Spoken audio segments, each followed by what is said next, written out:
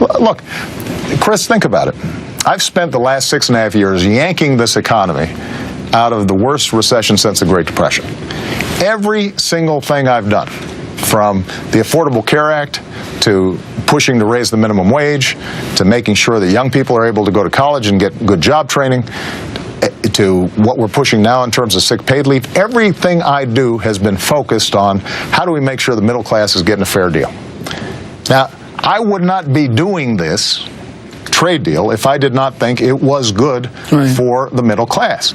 And when you hear folks make a lot of suggestions about how bad this trade deal is, when you dig into the facts, they are wrong. First of all, they call it a secret deal. We've done 1,700 briefings up on Capitol Hill.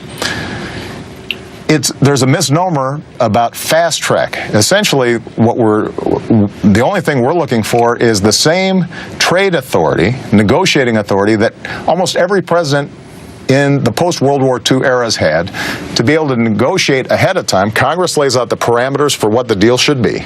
Then we go out, we finish the negotiations, we bring the deal back, and for a minimum of 3 months, everybody in Congress gets to read the actual. Why are they saying this stuff? Rosa DeLore saying stuff. Sherrod Brown.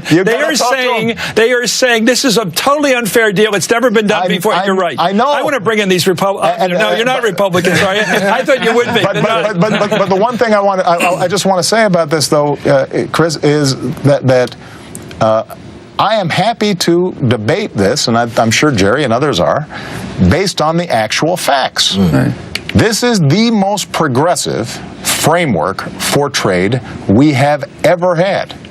This requires us to have binding labor agreements. On the environment, we're actually negotiating with countries that almost have no environmental standards, that suddenly they have to pay attention to excessive logging. They have to pay attention to excessive fishing.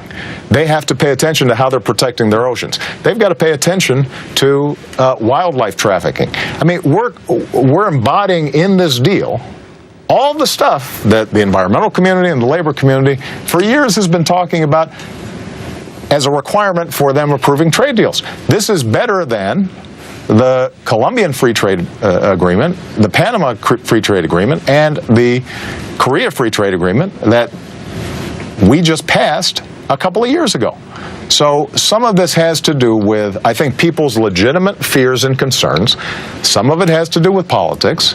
You know, Democrats aren't adverse to making political arguments that aren't always entirely accurate. We do it less often than the other side.